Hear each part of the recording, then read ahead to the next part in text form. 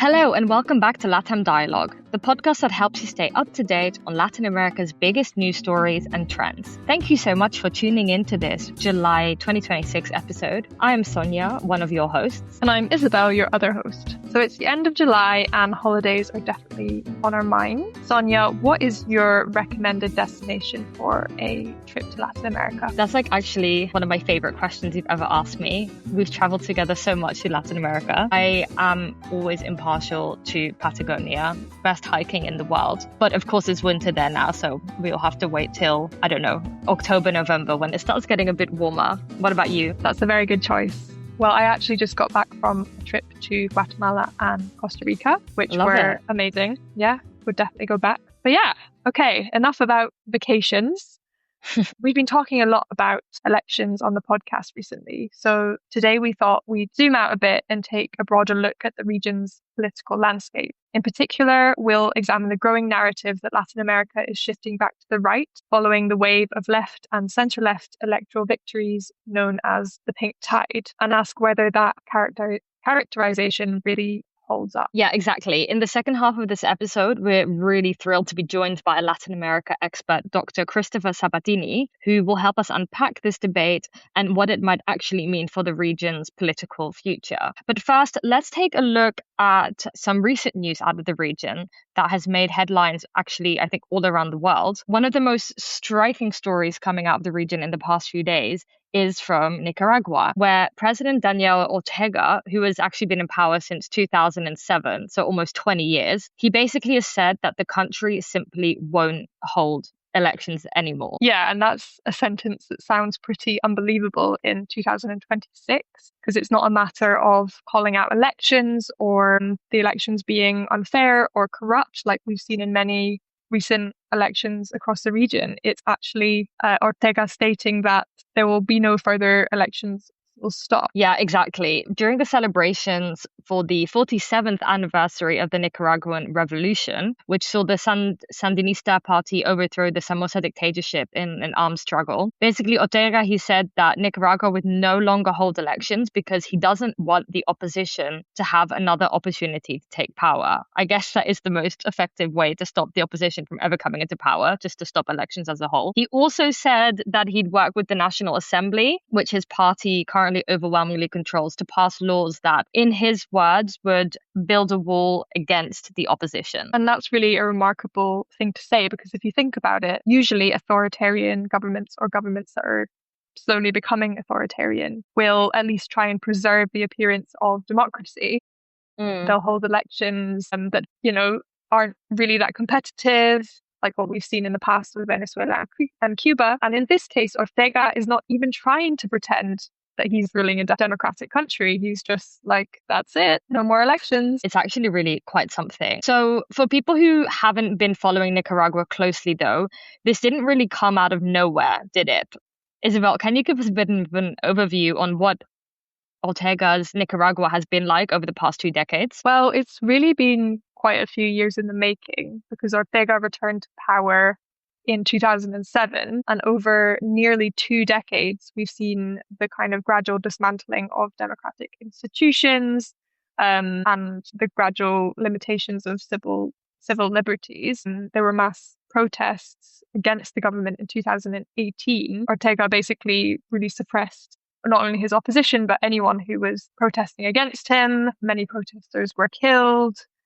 Thousands were forced into exile. Independent media outlets were shut down. So there was a kind of press censorship. And then that was the moment the opposition figures were arrested and essentially driven out of politics. And then, if I remember correctly, there was this 2021 election, which was a really formative moment in Ortega's presidency. Right. Yeah. So before the 2021 elections even took place, leading figures of the opposition were jailed, and many critics described the vote as fundamentally uncompetitive. And since then, Ortega has continued consolidating power alongside his wife, Rosario Murillo, who is, funnily enough, now his co-president, following quite a recent constitutional reform. Yeah, so it's kind of sounding to me like this recent announcement to stop holding elections altogether isn't really kind of the beginning of authoritarianism. It's actually almost like a final chapter of a process that's been unfolding for years in the country. Exactly. Like if you've been following Nicaragua for the past 2 decades, while this most recent announcement about elections being completely banned is shocking, it's also kind of the logical extension of what's been happening since 2018, really. And so for listeners who might not be that familiar with Nicaraguan politics, let's like rewind a bit maybe. Ortega wasn't always seen as an authoritarian. In fact, he first became internationally famous as one of the leaders of the Sandinista revolution that overthrew the Somoza dictatorship in 1979. That's right. So the Somoza family had ruled Nicaragua for more than 4 decades through a really repressive regime that relied on censorship, political repression, controlling the country's institutions, etc. And then the Sandinista movement presented itself as a movement that would restore political participation, social justice, and national sovereignty as well. Yeah, it's really interesting because I guess then at that point, Ortega was widely seen as a revolutionary rather than a dictator. Exactly. He became president for the first time in the 1980s, and then he lost power after elections in 1990, and then he returned to office, as we know, in 2007 through the ballot box. But over the years, instead of strengthening democratic institutions, he gradually concentrated power and kind of power around himself in his inner circle, which of course consisted of his wife as well. So he changed constitutional rules, he weakened independent organizations and sidelined political opponents. And so as we've seen, that gradually has become worse and worse. Yeah, and this is kind of really where the irony hits. So the Sandinista movement came to power promising to like end dictatorship and restore civil rights. Yet decades later, many observers argue Ortega has basically recreated many of the same characteristics of the authoritarian system that he basically once fought against. For sure. And I guess it's also a reminder that often democracy doesn't just disappear with one single movement, one dramatic event. And more often it's eroded slowly through pieces like what's happened in Nicaragua over the last 2 decades. And I imagine for many Nicaraguans, this doesn't just symbolize the end of elections, but it's really a kind of culmination of a long transformation from revolutionary government to entrenched authoritarian rule. It's very true. So, okay, Daniel Ortega at a rally commemorating the anniversary of the revolution basically said, okay, I'm not going to hold elections anymore. But what actually could happen next? Do you think that this is just inflammatory rhetoric from Ortega's part? Or could the 2021 election that already happened actually be the last one for the country? I think it's quite hard to say, really. What we do know is that elections were scheduled for 2027, but given that Ortega had already extended the presidential term to 6 years, I think probably many people were doubting that they would take place. But I think this statement that he's made now saying that all elections are banned has caused a huge international outcry. It's brought the spotlight back onto Nicaragua after quite a few years. I think everyone's been aware that there's a dictatorship there, but this is quite like blatant. And so pressure is mounting on Ortega to step down, especially from other Latin American leaders. He's faced quite strong condemnation. He's also 80 years old, so he's suffered. He suffered quite a few health complications. It seemed when he was giving the speech about this banning of elections, he was already looking quite kind of unwell. So who really knows in that sense? But his decision to elevate his wife to co-president is slightly worrying because it does suggest he has plans for succession. So it is hard to tell what will actually happen, really.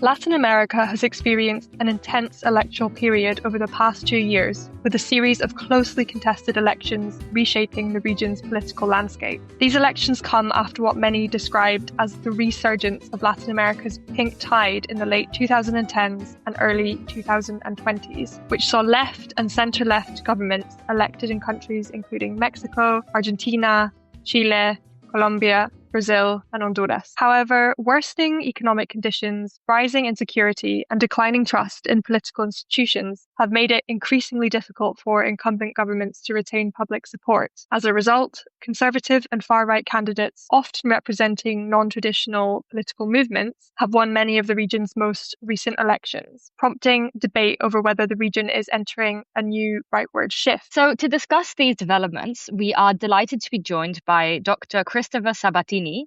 He is director of the Latin America program at Chatham House. He's also a lecturer in international and public policy at Columbia University, where he specializes in the political economy of Latin America and US foreign policy towards the region. He recently published an article titled Why Latin America's New Right Will Struggle to Govern for Foreign Policy magazine. We encourage our listeners to look that up. So that really makes him ideally placed to help us unpack the region's changing political landscape. Christopher, welcome to the podcast. It's such a pleasure to have you with us.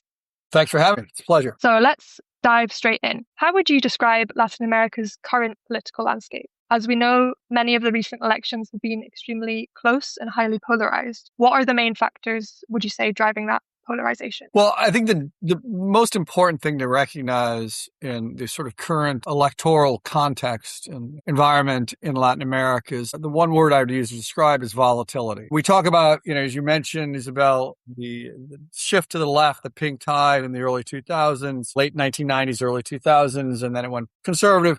We really need to understand these in two ways. The first is that voters are largely in a moment of anti-incumbency voting patterns. I mean, there are a few exceptions, obviously. Morena in Mexico obviously has had two successive governments by Morena leaders, first AMLO and then Claudia Sheinbaum. President Lula of Brazil obviously came back after Jair Bolsonaro, beating Jair Bolsonaro for a second term. But generally what we see is that voters are just rejecting the status quo in many cases, that those pink wave governments didn't last very long, and nor did their successors in terms of that sort of either of the left or the right. Voters are feeling that governments are not delivering. And what's happened now in the last, I'd say basically 20 plus years is that they went through the traditional alternatives of the left and the right. And now voters are looking in many cases, not all, there are exceptions, of course, are looking for more outsider candidates that are responsive to new issues that voters are more concerned with now. And one of those is crime and insecurity. And that favors, unfortunately, I will say, not because it's not an ideological statement, but that favors in many cases outsider candidates of the right that are promising iron-fisted responses to crime and insecurity. We've seen this in Colombia. We saw it in Brazil with Jair Bolsonaro. We'll probably see it also with Flavio Bolsonaro. We saw this in Ecuador. We saw this in Chile. We saw this in Colombia, El Salvador. This is sort of the flavor of the month. And I say, unfortunately, again, that wasn't a statement on any of the policy prescriptions of the right, but it is true that the left has failed to deliver a credible response to crime and insecurity, which is the number one concern of Latin American citizens right now. And so they are hewing, from the moment at least, to the right. But that can change if the right fails to deliver on those issues or in other issues, given the level of volatility. Because what we've seen in places like Colombia, Peru, Ecuador, even Chile to a certain extent, Argentina to a certain extent, are profound changes in party systems. To give you one idea, in the case of Peru, in the presidential elections this year in the first round, there were more than 30 presidential candidates on the ballot. That's not a functioning party system. That is a completely collapsed party system where everyone feels they can get in and where they're hoping that a very fickle electorate in Peru will choose them. But we're also seeing, to your point about polarization, as those party systems have collapsed, parties, the left and the right, have become more extreme. We saw this in the case of Colombia. The liberal and conservative parties have vanished effectively. So that's what we're seeing is a collapse of a party system, a very fickle electorate, and with that, a great deal of electoral volatility that for now seems to hinge much more on anti-incumbency. Very interesting. Many commentators have actually described these results as a shift to the political right across the region. To what extent do you think this is actually an ideological shift? Good question. So first, let's talk about the whole sort of way in which this whole sort of shift is occurring. First of all, I don't think it's permanent. As we've seen again, it could very well change the next round of elections. Where it will go, we don't know. And that's the problem, is it does seem to just continue in the extremes. But your point too is, are many of these candidates actually right wing? And the truth is they're not by any traditional sense. I mean, we think about, and this is why I'm not, we need some labels for these movements, but we sort of struggle because, traditionally the right wing, and I'm speaking more as a professor of Latin American studies, a student of it for a long time, traditionally more conservative candidates were seen as being pro-church, maybe pro-security, tough on crime, but also pro-market in many cases. What we're seeing in many right now is a much more different arrangement. Oftentimes these are on both sides, actually. This was true, but certainly on the right now, these are populist candidates, which means they're not actually anchored by any sort of clear policy framework, programmatic framework, if you will. Jair Bolsonaro, when he was president of Brazil, was not actually a free marketer. He engaged in a lot of state intervention. He was more of a traditional right-wing populist, more than a traditional Christian democratic conservative. De la Espriella, the president-elect of Colombia, is not going to be a free marketeer. This is a different type of right-wing leader than we would have seen, say, 30 years ago, say. Keiko Fujimori in the same way as well. She'll probably be much more protective of the market. These are not traditional right-wing or conservative leaders, but right-wing they certainly are. They're just more, if you will, populist right-wingers, outsider candidates who are not bound by traditional platforms and ideological frameworks that defined the right as we traditionally have seen it. Christopher, in your recent article for Foreign Policy magazine, you argue that these new right-wing governments may actually struggle to govern, and you've kind of touched on it already slightly, but what are, in your opinion, the biggest obstacles they are likely to face? I think there are primarily three things. The first is these are parties that don't have a base.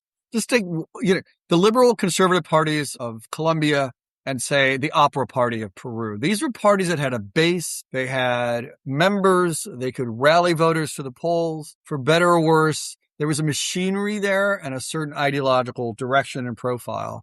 Many of these parties don't have that. So De La Espriella doesn't, he created his own party on the spot. Keiko Fujimori has a party, but it is really kind of a hodgepodge of different groups.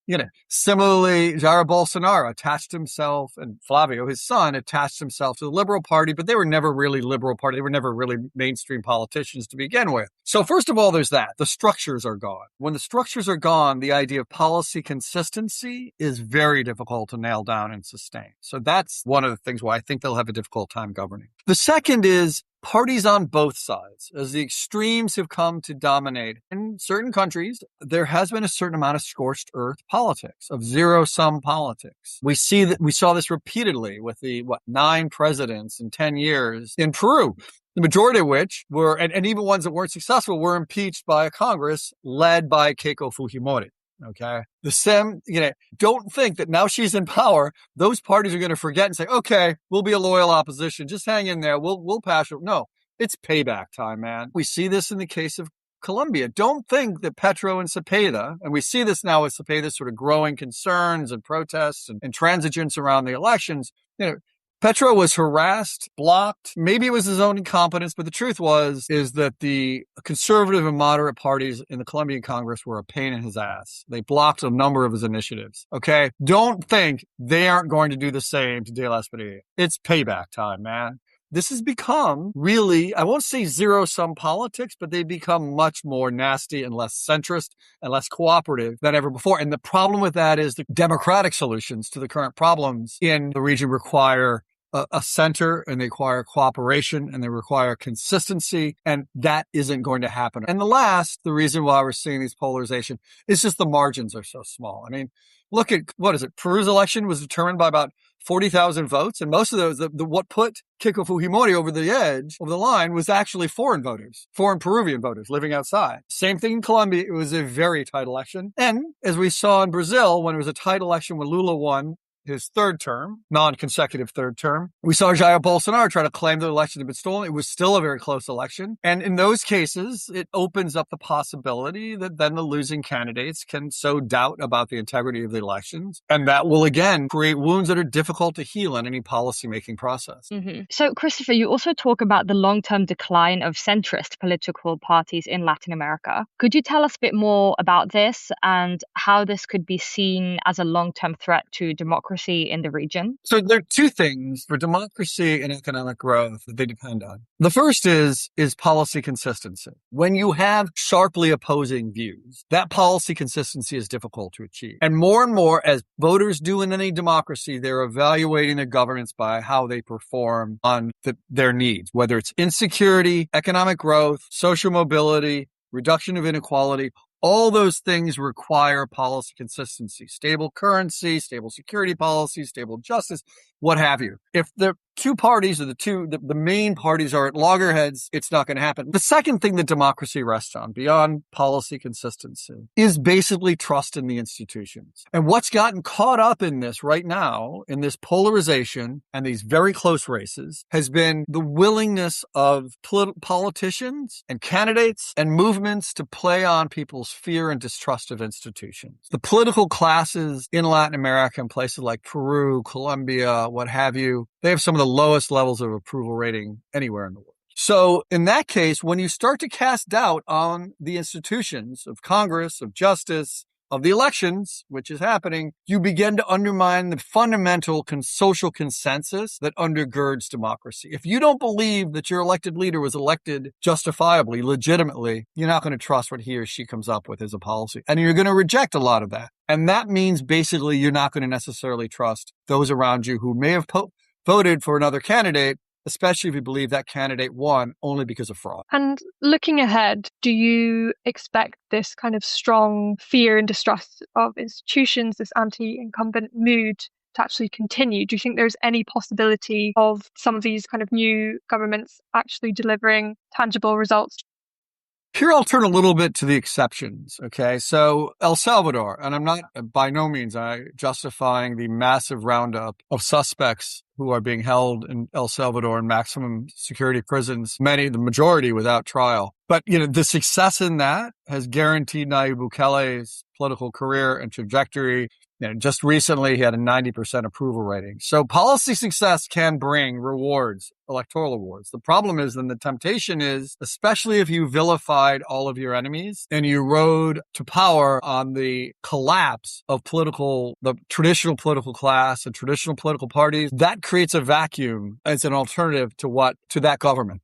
And we're seeing that. The case of Mexico, the same. We're seeing, look, Morena still remains very, very popular. AMLO didn't deliver much. What he has been able to do is build a new political party that has really, in many cases, repeated the past patterns of patronage that the PRI, the former governing party for 70 years, basically built its entire political foundation and legacy on. So there are examples, but the problem is those examples right now, again, given the zero-sum politics and extreme polarization, doesn't lead itself to then passing your baton on to the next person and saying, hey, let's continue these policies. Let's develop a core consensus on what we can and should do to address insecurity, that protects human rights, but also addresses the fundamental human rights of victims and citizens who are scared for their lives and their children and their basic sort of ability to provide for their families. That is very, very difficult in this polarized environment. So yes, there can be successes, but the problem is right now what we're seeing are those successes are leading to a consolidation of partisan, even personal power that I think will put a timestamp on whether those governments can remain. Thank you so much, Christopher. That's really fascinating, and it'll be very interesting to see what happens in the region over the next few months. Thank you for joining us. It's been fantastic to have you on the podcast. And Isabel and Sonja, if I'm wrong, you're free to remind me. I'm going out on a limb here, projecting into the future, something political scientists don't like to do, but feel free to have me on again and mock me if all of my dire predictions don't come true. Thank you. And thanks to all our listeners for tuning into this episode of LatAm Dialogue. If today's conversation has sparked your interest in Latin American affairs, we'll have plenty more to explore in future episodes. Follow us on social media using the handle @LatAm Dialogue. And if you enjoyed this podcast, please leave a rating or a review. It really helps us to reach more listeners. See you next time.